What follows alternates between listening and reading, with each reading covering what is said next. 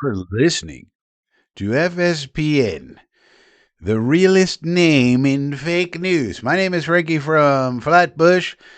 It is April the 3rd. Welcome to the month of April. Happy new month. 2 days ago was Happy New Month Day. Happy month of April to you. It's 6 o'clock p.m. here on the East Coast of America on a Friday night. Sometimes on Friday nights we like to chill, hang out, see if there's anybody in the chat. Talk about the Jets, see what's on people's minds, what's going on as we get ready for the draft, and as we get ready for any upcoming moves made by the Jets. News has been scarce, news has been slow. What we did find out today, Trayvon Walker got a new contract. He's going to be making lots and lots of money. And that could have an effect on Will McDonald's contract as well. But that won't be until down the road. Rashee Rice will be coming back with no problems. The NFL has concluded that he did nothing wrong, I guess. That the woman involved in the domestic violence case, I guess she wasn't being truthful. That was what you'd have to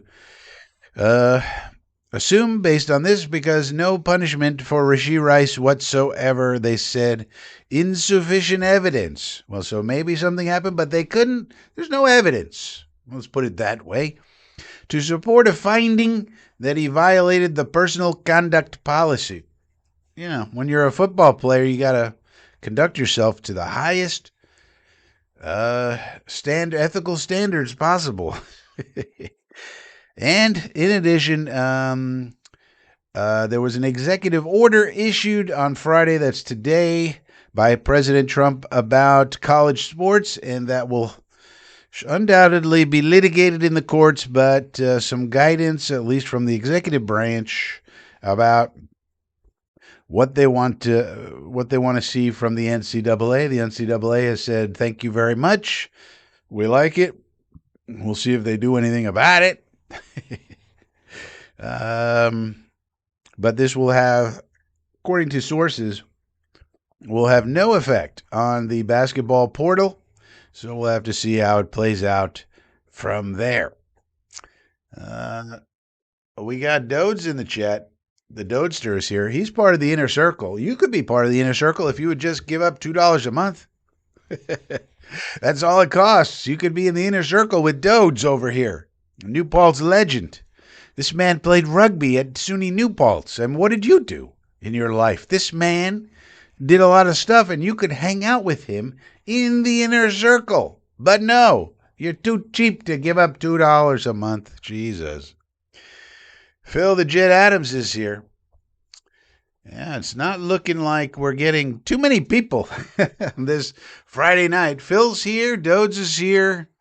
I got on my counter 9 folks are here, so this may be a quick one, everybody, because it's a quiet time in Jets land. Perhaps there isn't much of a market for live streams these days. Maybe everybody's out and about. It's also Easter weekend.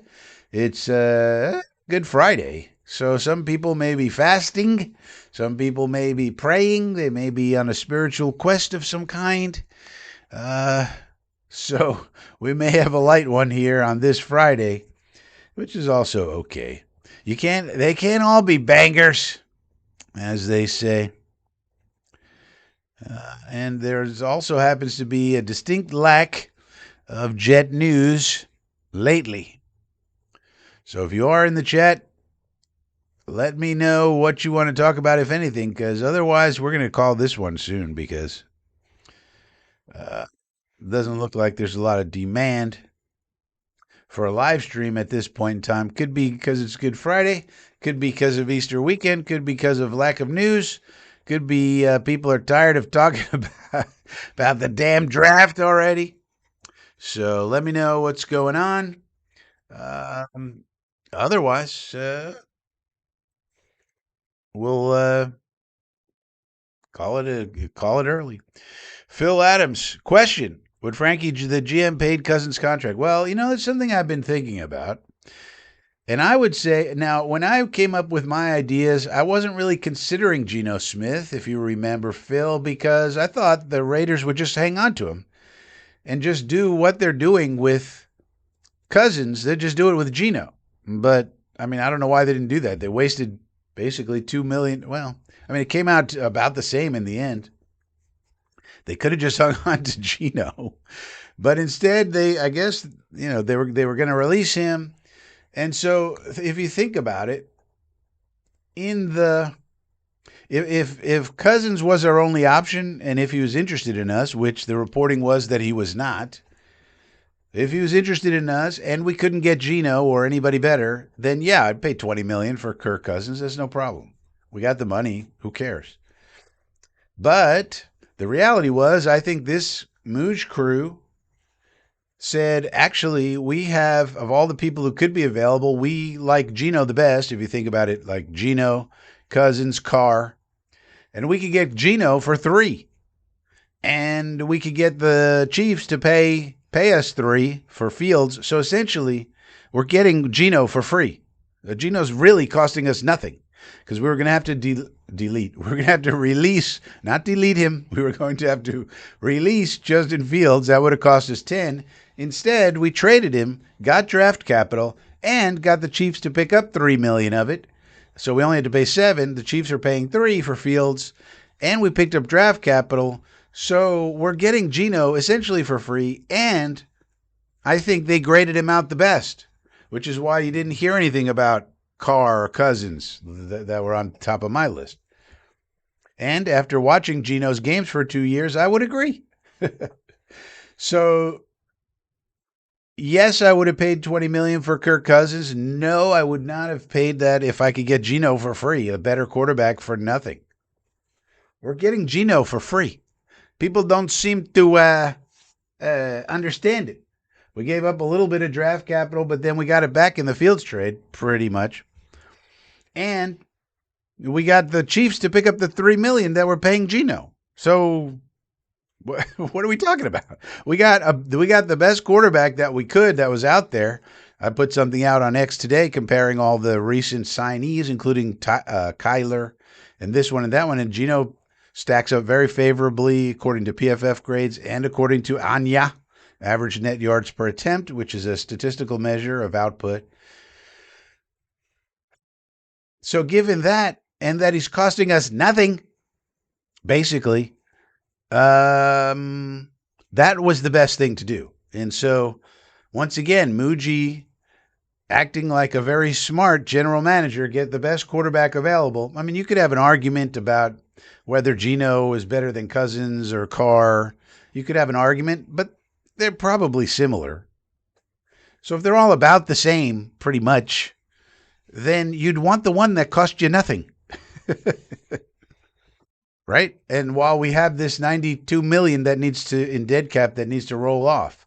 So get the one that costs nothing if they're all about the same, or maybe you graded them higher than the other two, or maybe you didn't, but they're all close enough. They're not, one of those 3 is not head and shoulders above the rest. So if they're all in the same bucket, and we keep talking about buckets, as we should, then get the one that costs you 0. So Mooj doing a great job. And I personally am very excited for this season. Can't wait for it to get going. Unfortunately, we have to wait about 5 months, and that's a problem. Mr. Bruno, 8. I think this means I'd rather have Geno over Cousins. Yeah, me too. I mean, plus Geno's younger, right? Geno, realistically, if he plays well, could give you 3 or 4 years if all of your development plans fall through the, don't work.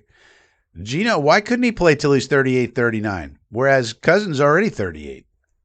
So if they're all about the same, and you have one that's 38 years old, and Derek Carr is about the same age as Geno, but he's coming off injury and hadn't played in a year. God knows what his injury status is or how he's feeling, etc. He said he's feeling good, but who knows? Hadn't played in a year. And if you graded them out about the same, then get the one that costs nothing. What are we talking about? Then if he plays well, you give him a nice contract next year when we don't have all this dead cap. So it was just a masterstroke by Muji. Now, is it going to work? I don't know. I think it will, but we don't know until we see it happen. So we'll have to see. Hi, Karate is here. He says, good evening, FSPN.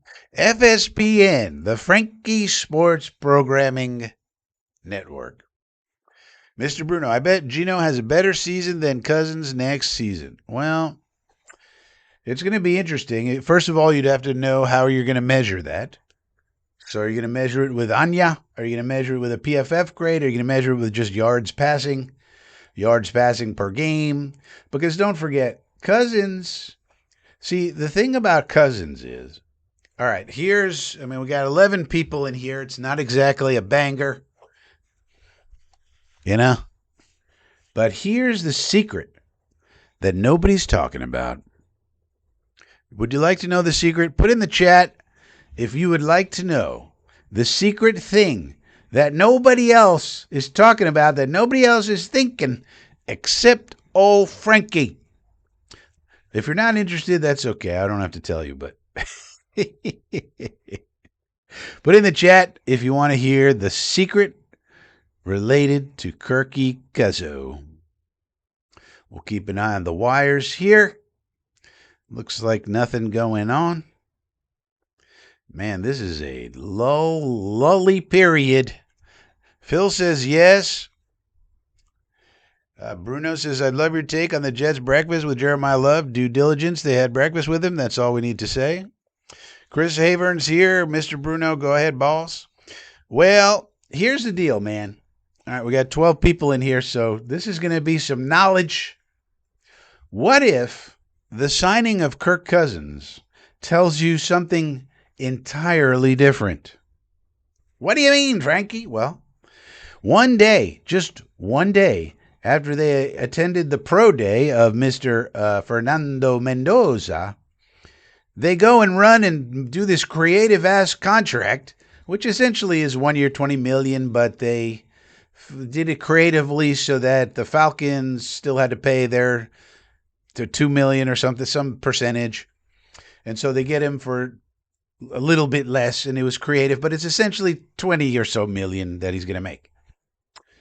And they did all of this one day after attending the pro day of Fernando Mendoza. And what if that tells you that they went and they were like, nah, we like him. I mean, it's hard not to like Fernando Mendoza, but do they love him? Are they 100% sure that he's that guy? Maybe, just maybe, in their evaluations, as other people in the media have been speculating over the past 2 weeks, maybe people like Orlovsky and Tannenbaum and others are actually right, and Mendoza and Simpson are a lot closer than we think. After all, just one day after the pro day, they run to Mike McCartney, the agent of Cousins, and they say, let's do a creative deal that has all sorts of things. It also has some $80 million thing at the end of it, which seems ridiculous. Why do they have to put that in there? I'm not sure. But they do that. Why? I mean, if they love Mendoza, wouldn't you pencil him in to be the starter? Or if you say, well, wait a minute, we want him to get situated, wouldn't you just let Aiden O'Connell take snaps in the beginning of the year? What do you care? Why do you got to give all this money to Cousins? What if that tells you, no. Unlike everybody else in the media saying the same old thing, Mockingbird Media, they all say the same thing. He's going to be a perfect mentor to Mendoza. Why is he going to be a perfect mentor to Mendoza, by the way, when he didn't want to be a mentor to Michael Penix? His whole reason for getting the hell out of Atlanta, he didn't want to sit there and mentor Michael Penix. That was his whole gripe. He had a meeting with the owner for 5 hours, or some amount of hours. And the owner had 5 pages of notes coming out of it. What was that all about? And then now he's going to make the perfect mentor to Mendoza? Why? The guy doesn't seem to want to be a mentor to anybody. What's the difference between Penix and Mendoza? So it seems to me he's going to be the starter for the Raiders. And it also seems to me it's possible that they're not so high on Mendoza. Maybe they're not, they like him, I'm sure, because everybody likes him. But maybe they're not sky high on him. And if you're not sky high on him, maybe, just maybe, you want to do a little trade back and still get the quarterback of the future. Let's say it's Simpson, and you say, yeah, but Simpson is short on starts. He needs some time to develop. Okay, now you get. That's why you went and ran and got Kirk Cousins. Oh my goodness. And maybe you want to do a little trade back with the Jets because, after all, this way, that's the one way you can be sure you're going to get your guy Simpson, while also getting perhaps a first-round pick for 2027 when you think you're going to be competitive. So that's a thought that I had. Perhaps this means they might be open to a little thing we like to call a trade back. Yep, that's a Frankie bomb. Yep, that's a Frankie bomb. Nobody else talking about that except this one right here. So let me know what you got to say about that. Yeah, exactly, Bruno. Murph is here. So let me know what you think about that. Am I crazy? Maybe I am. Now, maybe it doesn't mean anything. Maybe it means exactly what the media, big media, is telling you. I don't know. I mean, I don't have any sources on this, just to be clear. But it does seem weird to me. One day, they didn't seem to be too interested in Kirk Cousins all this time. They knew they had the first pick all this time. They could have signed Kirk Cousins at any point since free agency started, since he got released. And they wait till now. Why? Why would they do that? Well, they finished their evaluation with Fernando when they were with him in person. And maybe, they were like, okay, he's good, but we're not sure which one we like better between him and Ty Simpson. And if you don't know which one you like better, and you think the Jets would give you a big trade like a first round pick next year plus, say, a fourth round pick this year, something like that would probably get it done. Why wouldn't you do it if you had them graded out about the same? And you say, all right, we're going to sit Ty Simpson this year behind Kirko. No problem. That's why we needed him.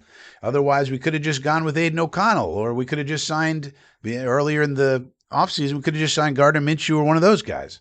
Instead, you waited all this time. Why? Number one. And then number two, it comes right after going to the pro day where you saw him live, and maybe that confirms something you thought, like, we like him, because everybody likes him. Nobody's going to say, well, he stinks, Everybody at least likes him, but it's a question of how much better, if at all, is he than Simpson. You heard the last 2 weeks, a lot of people, including Orlovsky, saying, I have Simpson graded higher. Simpson better than Mendoza. That's what he's saying. And if that's the case, why wouldn't you do a trade back then? And this way, you do it with the Jets because you can be sure nobody else is going to steal your guy. Who knows what the hell the Cardinals are going to do? Nobody knows. Or maybe somebody trades up, so you just lock in a number two. The Jets would go and get Mendoza, so you don't have to worry about that. And we're also one of the few people who'd be probably very willing to give you a 2027 first-round pick, since we have 3. And next year is supposed to be a big, big year. And so it makes a lot of sense from that point of view. Karate says, boom. Frankie bomb. We need to get like a graphic that says Frankie bomb. I would make the Raiders eat their pick. Well, you have to assume the Jets are very high on Mendoza. Now, we don't know that the Jets are very high on Mendoza.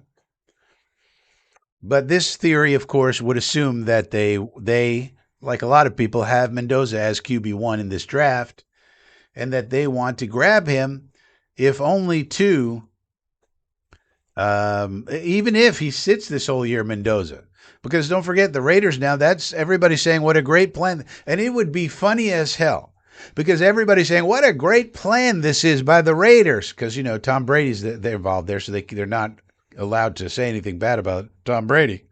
You're not allowed to say anything bad about the GOAT. He will get his people after your ass. But like, they're saying what a great plan. They're going to sit Mendoza. This is what an amazing plan. Nobody ever thought of this. Sitting a guy, it's never been done before. Of course, it's been done many times before and also been done the other way, and it's worked or not worked. There's no one set way to do it. And they're saying, what a great plan, though. And so, what if we trade and then we have the same plan? What would they be saying about the Jets? They would say, what a bunch of dummies. The Jets have no idea what they're doing. They're going to sit Mendoza? That's crazy.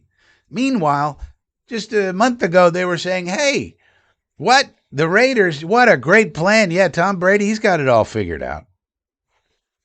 That would be funny.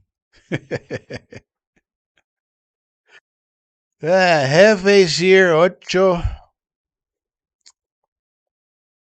Phil says Raiders are mad sometimes, and we don't know who Brady likes, or is Brady out of the loop on big decisions anyways? Well, I don't think he's out of the loop on big decisions. Now, they're not going to call him when they want to sign some guy for $2 million, but he's involved in this. He's involved. But I don't think he's going to be involved to the point of like telling Spytech what to do. Spytech, don't forget, their GM is named Spytech, for one thing. But the other thing is he's got a whole staff. He's got a whole front office, as we always say about Muji.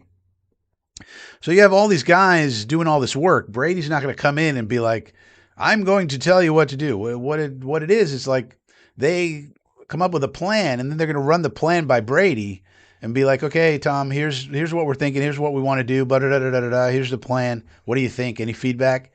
And he'll give him the feedback if he has any. That's basically how that's going to work. So it's not known what the Raiders, it's not known what they want to do. Obviously, they're not telling anybody.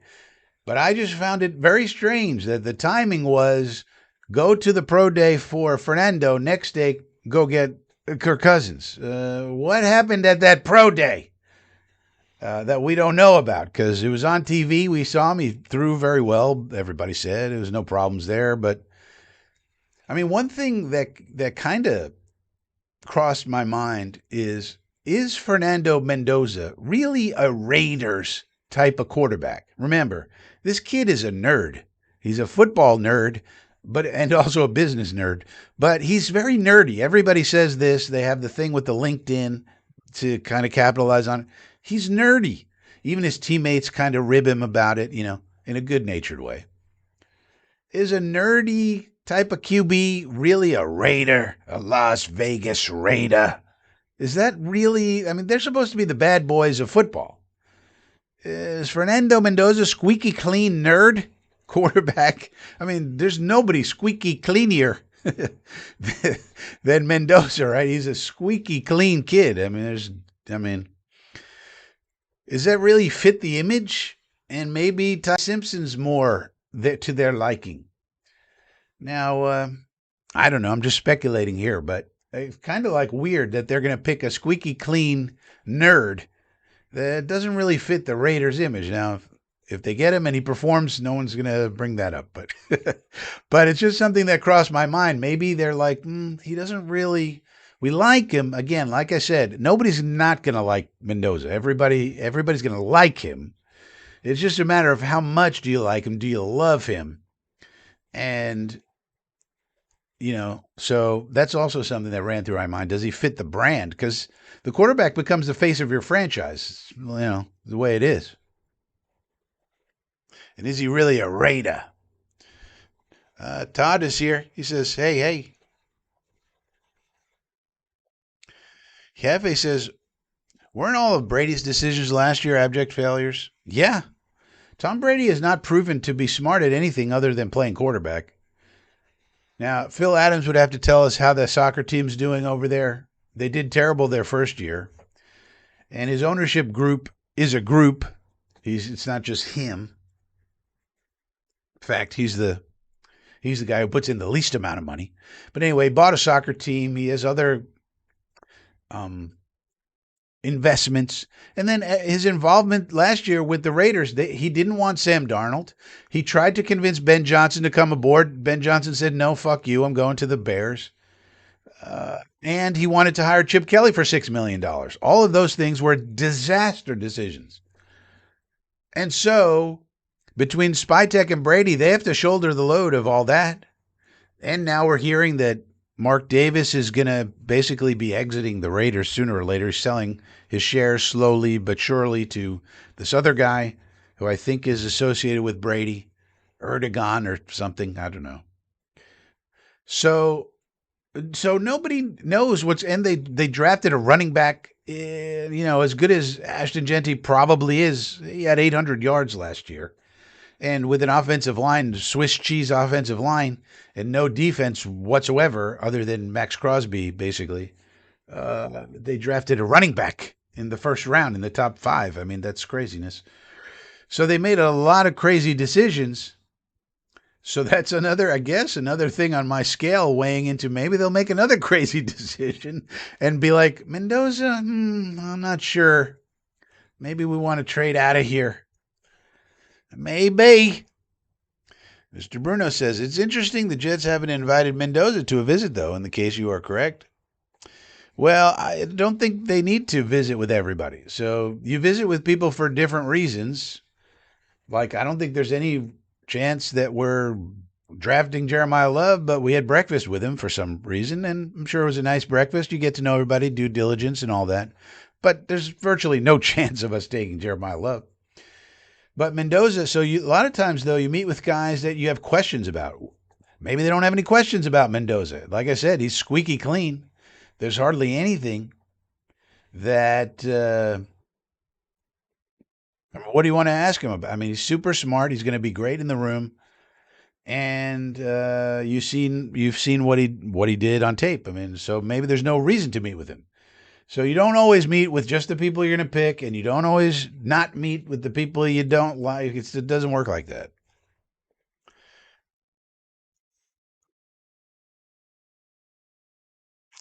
Yeah, so Murph is part of the inner circle, and he's talking about the caravan. So this is typical. They took the caravan out around to the big pro days, and they did a week of pro days, and it was good.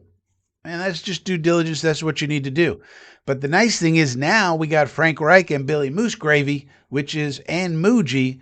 That's a lot of QB brain power that we didn't have before. People forget Muji is a former college quarterback and an NFL wide receiver, which is kind of weird, but that tells you how athletic he was, right? But, and Reich and Moose Gravy, as we all know, decades and decades of experience playing in the NFL, quarterback, and coaching it all these years. So that's a lot of QB brain power that we haven't had before. Now, it's also possible they're not as high on Mendoza either. I don't know. I don't know what their grade on Mendoza is. I don't know. I'm sure they like him. I'm pretty sure both the Raiders and Jets like Mendoza. I'm sure they both like Simpson as well.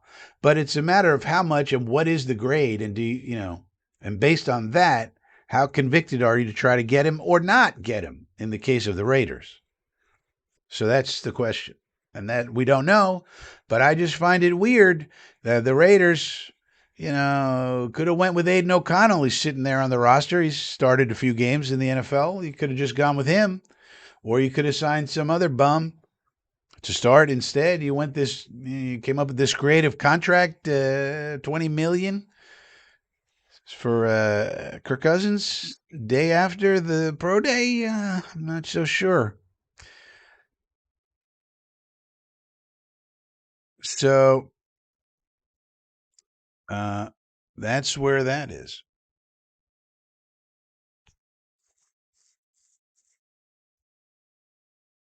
So Phil says Birmingham are average, having spent a lot of pounds. So jury is out on his UK soccer input. Well, that's true. I saw a documentary on this, and I do know that he spent a ton of money just to acquire players, like unprecedented amount of money. And the first year he tried all the rah-rah shit. He's like, we're going to build the best facilities and get the greatest manager and this and we're going to give them rah-rah speeches. And they went out and they stunk. They stunk to high heaven. They got relegated. So then they said, oh, maybe we need players. So now Phil's saying they're average. So this Tom Brady, I don't think he's too bright, but he's the GOAT quarterback who makes tons and tons of money. I mean, the man makes $30 million to talk about football games on Sunday for 3 hours. So I mean, you know, imagine being able to do that. I mean, it's crazy. But anyways, RC, would the Jets hold on to 16 if they swapped? I think, because if you look at it, where is the? You have to know the draft value, RC. Where do I have the? Good Lord. If I could only find things.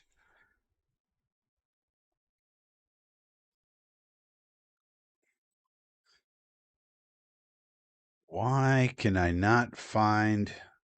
Here it is. All right. So, in order to know the answer to RC's question, you have to know the value of the picks. And if you look at this, the first pick is worth 3,000. Our second pick is worth 2,600. So we have to make up the difference to them of 400 points only for them to go down.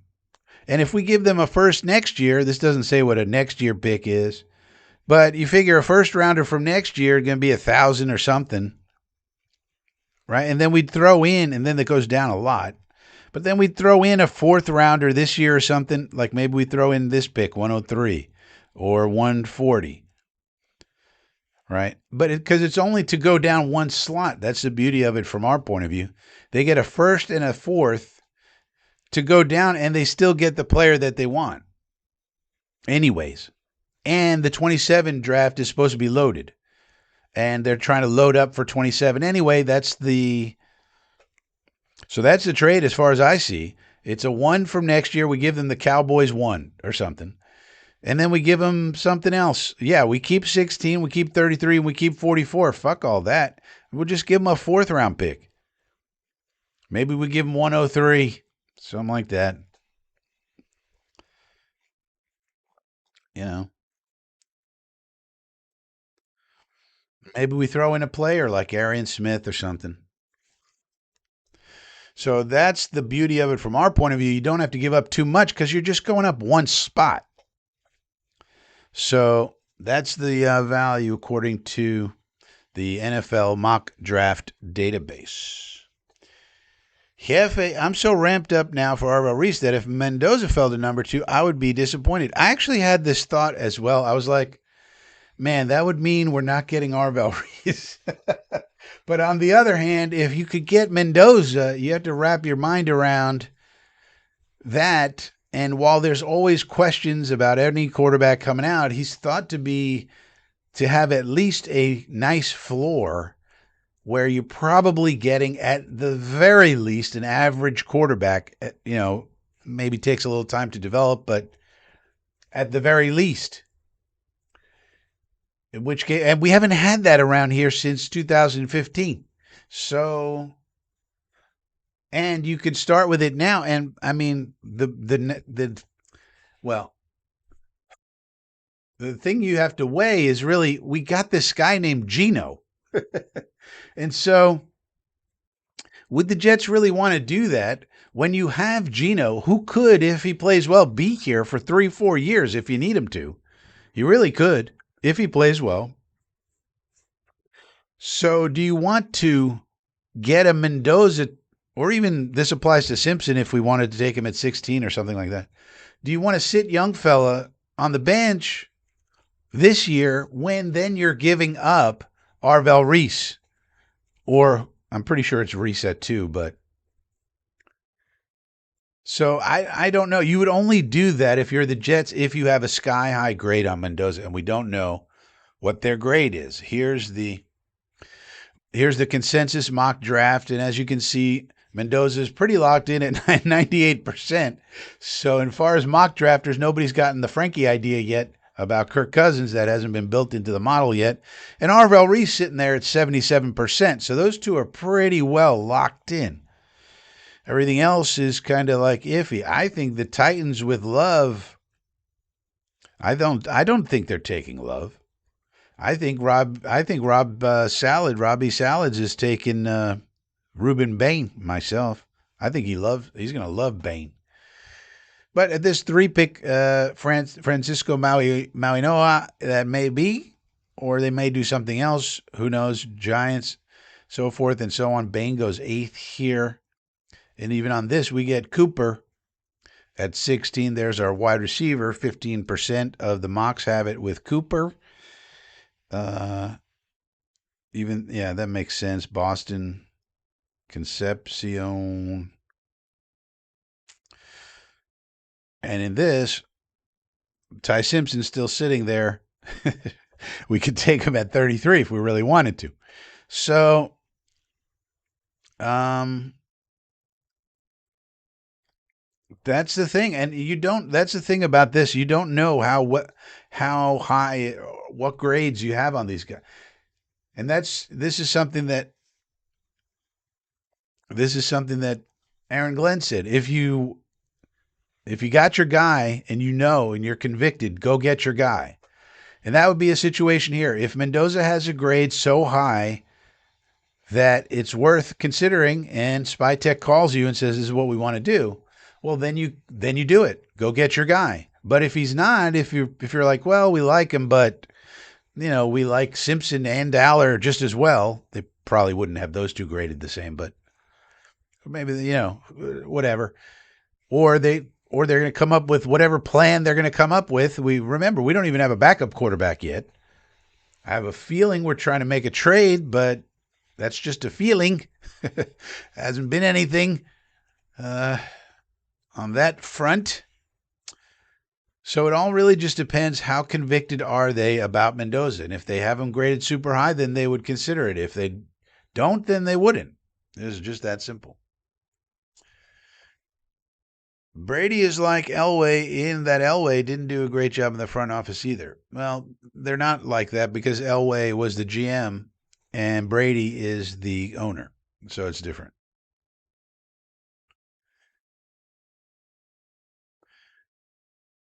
Well, Murph, I didn't break any story, but we were talking about Dontavian Wicks. I didn't break that story. That's been broken by other people. Remember, FSPN very rarely breaks anything. Sometimes I notice something, like on LinkedIn or something, but other than that, no, that's been in the news.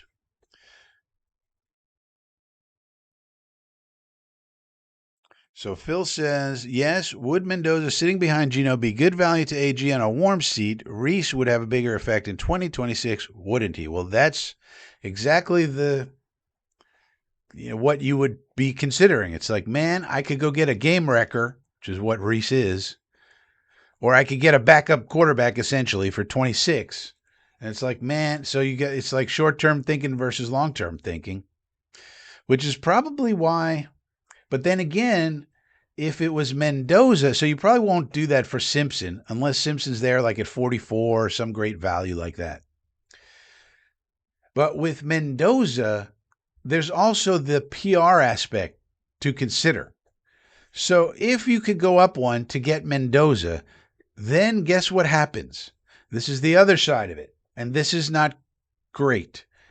But the business side then comes in. And they say, whoa, wait a minute, Mr. Muji. Whoa. Jaime El High comes into the office. Listen, Darren. Yes, Mr. El High. I heard on the Twitters that we have now a chance. I heard this guy, Frankie from Flatbush, talking about we might be able to trade for the number 1 pick. Am I hearing this correctly, Mr. Muji?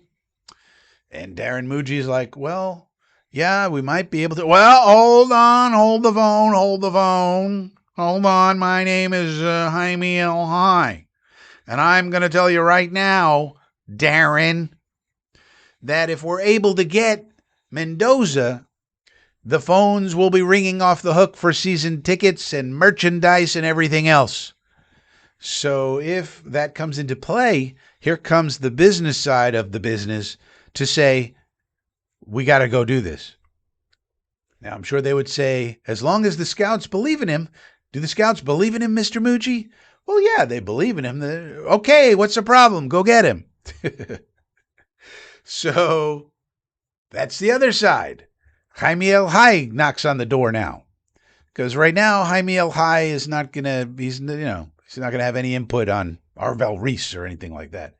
But when it comes to the quarterback, when it comes to a guy who just won the Heisman and who just won the national championship, that's something you can market to people to say, hey, come out to the stadium, get yourself some season tickets. He may not play right away, but get your season tickets now because as soon as he starts playing, you're not going to be able to get him then. Let's go. Get people in the door. Get people excited. Start getting some jerseys sold, so forth and so on.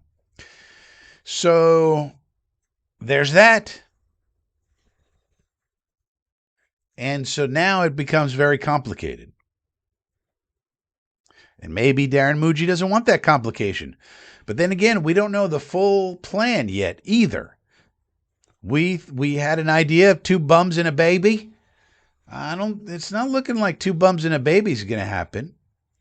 So it's more like hope Gino's good. So nope, not a bum. Average, maybe we call it the average plan. Hope Gino can be average at least. And then whatever value you can get. So it may be like, for example, if Simpson's there at 44, they feel fine at that value. Cool, take him.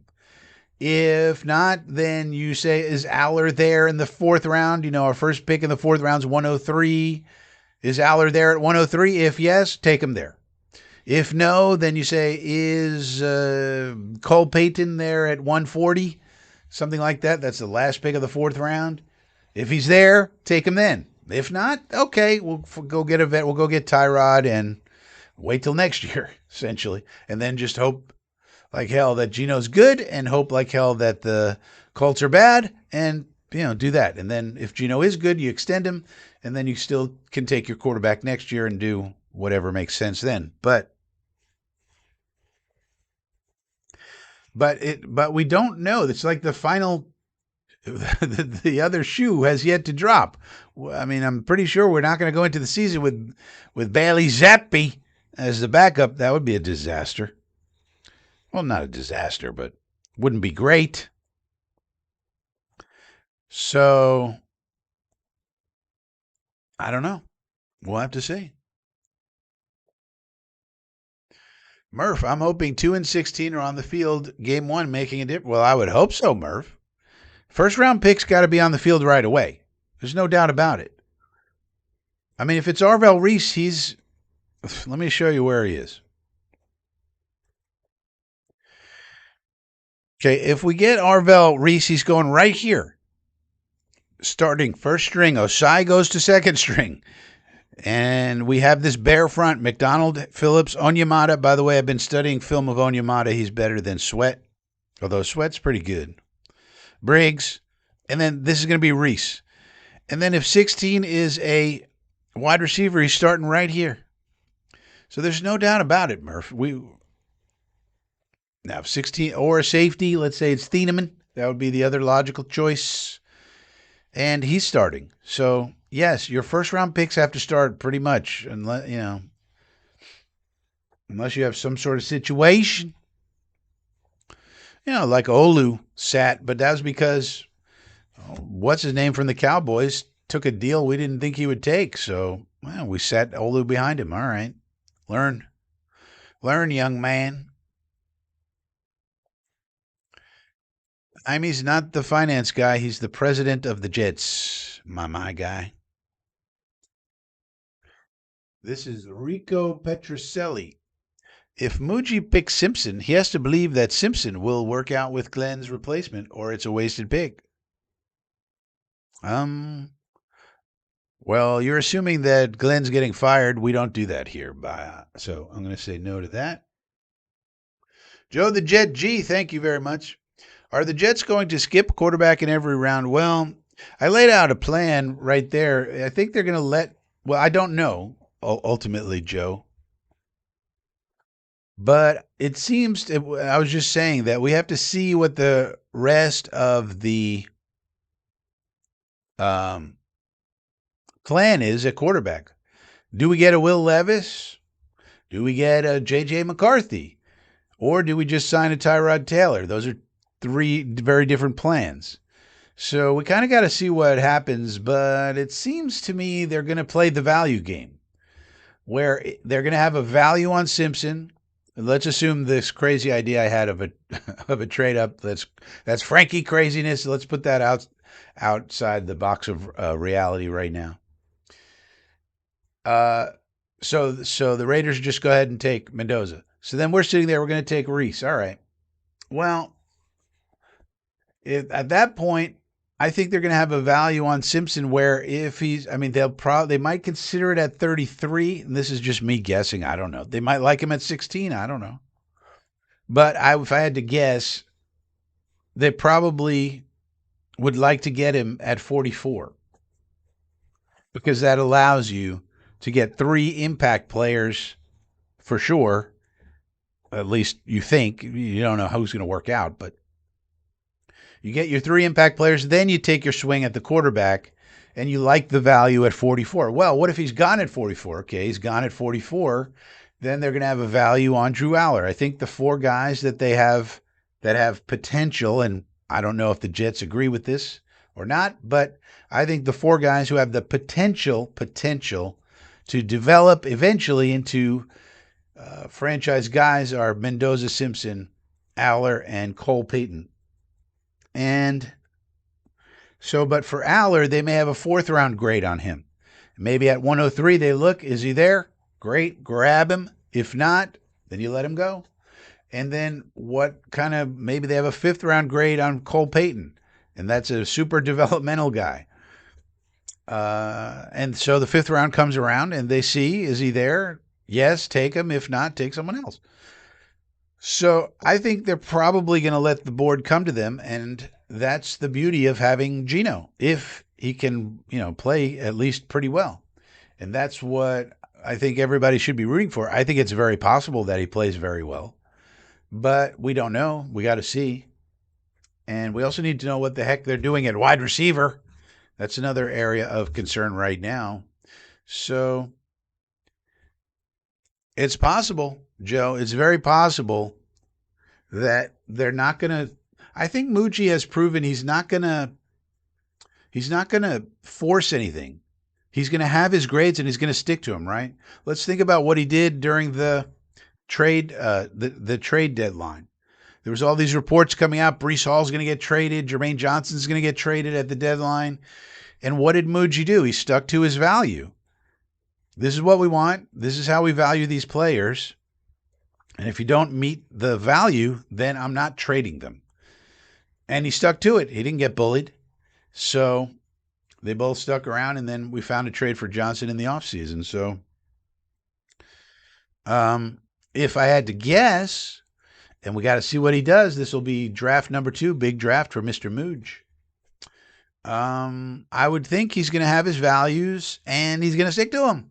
That's what he's going to do, if I had to guess. But we'll see. Maybe he makes catastrophic errors. And we'll be covering it live here on FSPN. In fact, I'm going to do an experiment. I'm going to take my television, my smart television, put it right over here, just off camera, where you can't see it. But I will be able to see it, and that way I can run ABC straight off of the airwaves, instead of getting the internet feed, and maybe that'll help defeat the people who like to spoil the picks in the chat. So we're going to run that, but we'll be covering the draft live, and we'll have live reactions. And if we make big mistakes, in my opinion, you'll see my reaction. And we can all react live and in living color as the Jets make their picks. And it's going to be exciting. And it's less than 3 weeks away now. So we'll see. We'll see. Well, we don't know, Bruno, and this has been something that's said by the media, so I think you're being brainwashed by big media. You need to think about that. Phil Adams says, I'm interested to see how Glenn and Reich work together. Could be magic, each taking some pressure off the other. allowing both to flourish. Yeah, that's a good point. I think people are not understanding seriously what Frank Reich is going to do for this team. I think he's very involved. We've heard and seen many different things, and and they've all been where Frank Reich is very, very involved in this. It's not like he's just helping out Aaron Glenn and he's sort of like 1 foot in retirement type of thing. No, he's very involved. And that's very good news because he's probably the smartest offensive mind we've had around here in a long time. So, um, yeah, if it frees up Glenn to run the defense the way he sees fit and essentially do that, plus call the timeouts and drop the red flag, which, then fine. And maybe Reich will like it around here like that. Maybe he'll really enjoy that part of it where he's basically the head coach of the offense, essentially. Then he doesn't have to worry about defense, which he probably doesn't want to worry about. And Glenn doesn't have to worry too much about the offense, even though he's technically the head coach. So what? Hey, if it's unusual and it works, hey, no problem. And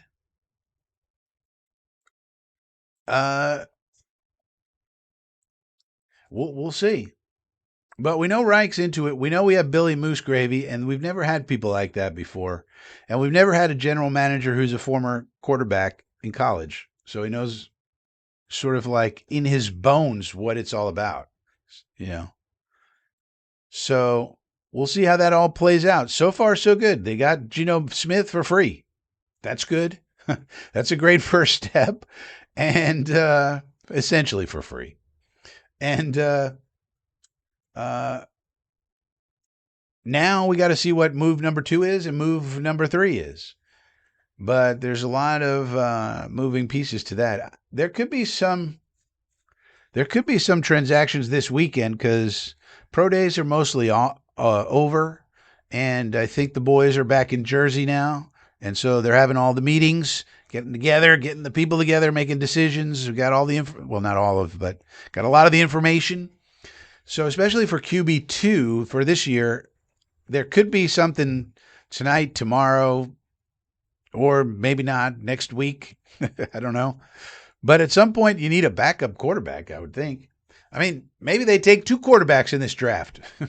maybe in the 5th round, they take Cole Payton, and in the 6th round, they take Carson Beck. And they're like, Carson Beck is QB2. He's a backup. That's his ceiling. But maybe he's our long-term backup, and then Cole Payton's the guy we're going to develop. That'd be that'd be a little crazy, but not the worst idea ever.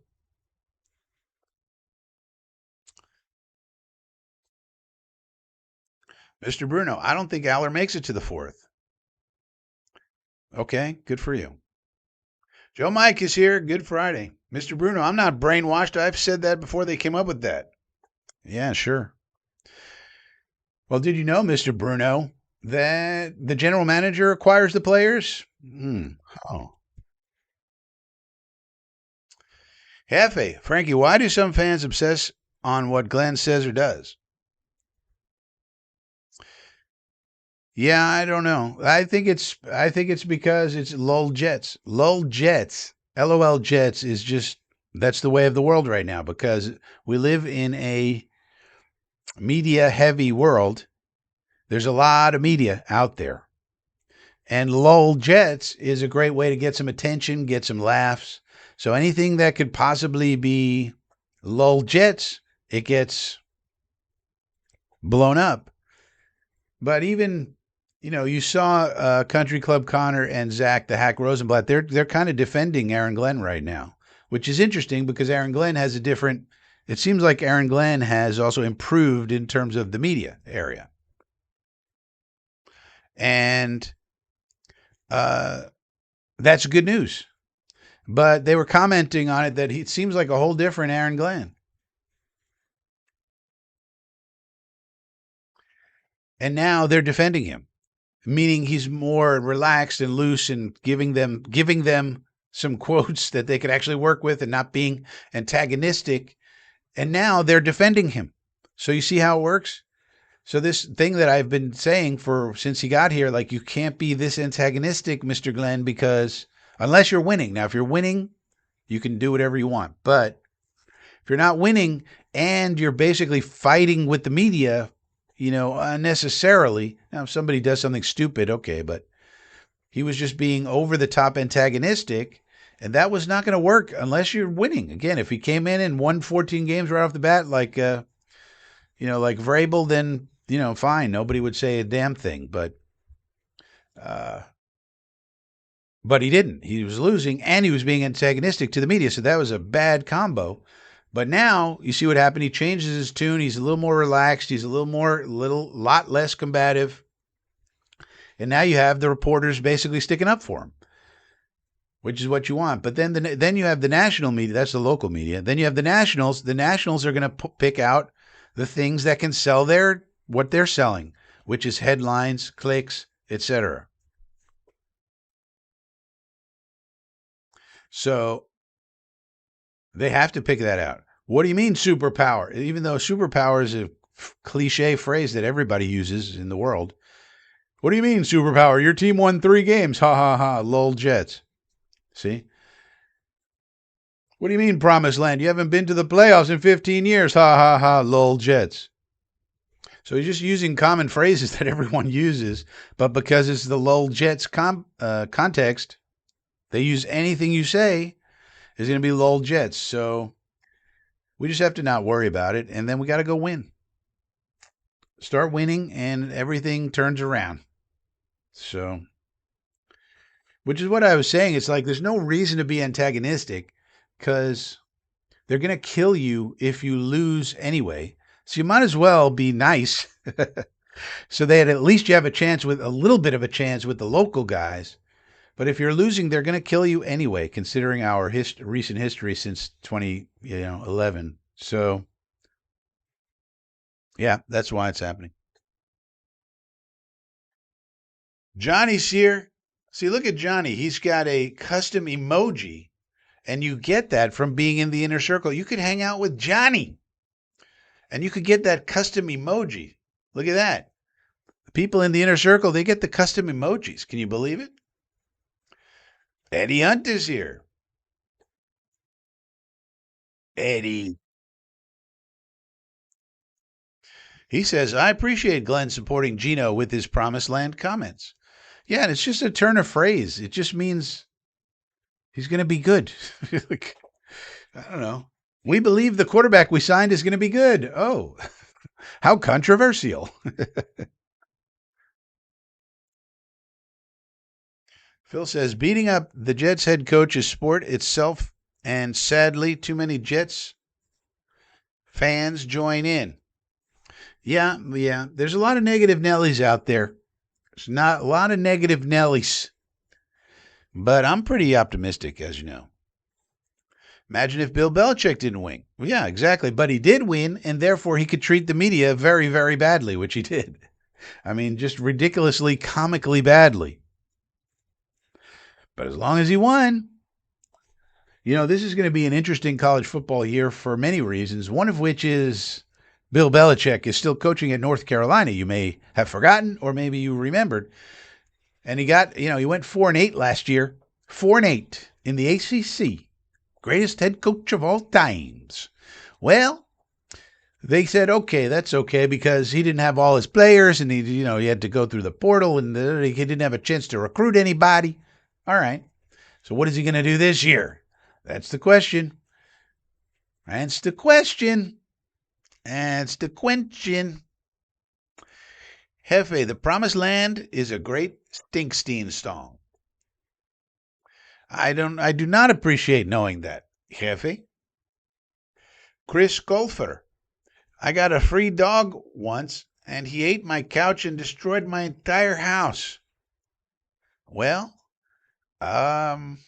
Chris, I guess that's a lesson in don't look a gift horse in the mouth, or there's no free lunch, or something. Joe Mike, I love the fact that the entire Jet staff is going to all the schools and working out that players and find them.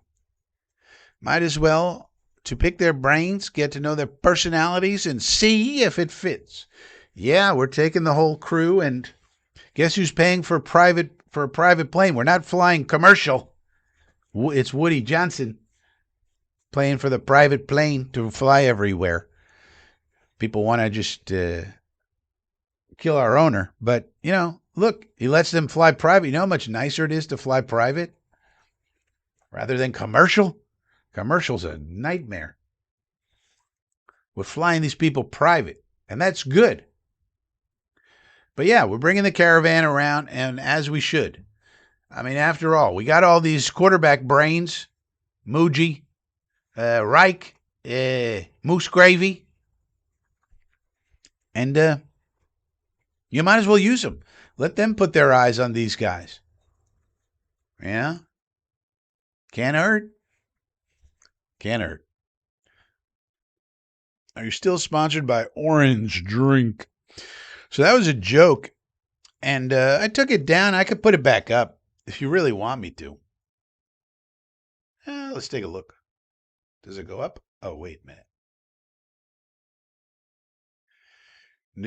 There. Sponsored by Orange Drink. Now, this is a joke. We're not actually sponsored by... There's nothing called Orange Drink. It's an old Bill Hicks joke. So, it was always a joke. It's a joke now. We could leave it up there as a joke, if you like it, Joe Mike. Joe Mike's a member of the Inner Circle. And so he gets membership. Yeah. With membership comes, your privileges and stuff like that. So that's where we are as of this evening. Now, there is absolutely no news whatsoever breaking.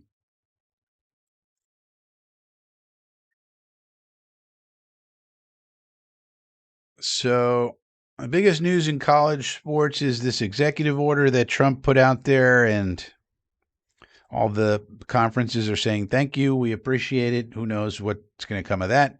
But maybe at some point they'll have some guardrails around these portal issues and NIL and rev share and all this beyond what's already in place. That's breaking news that came out this afternoon.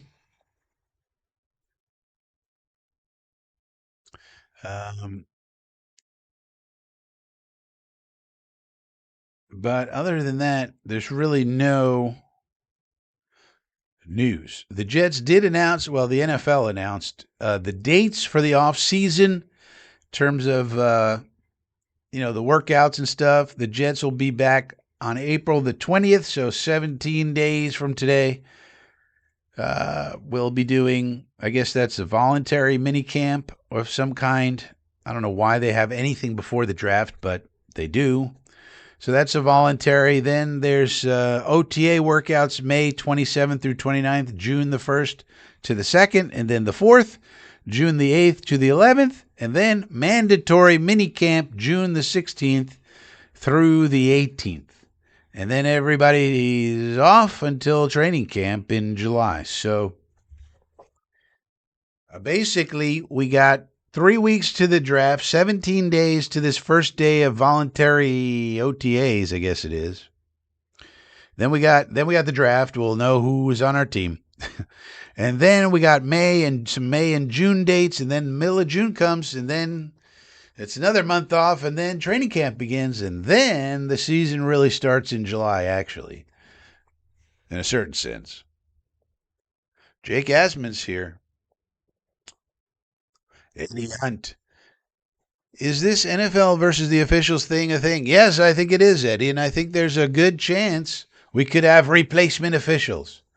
Now, we'll have to see what happens.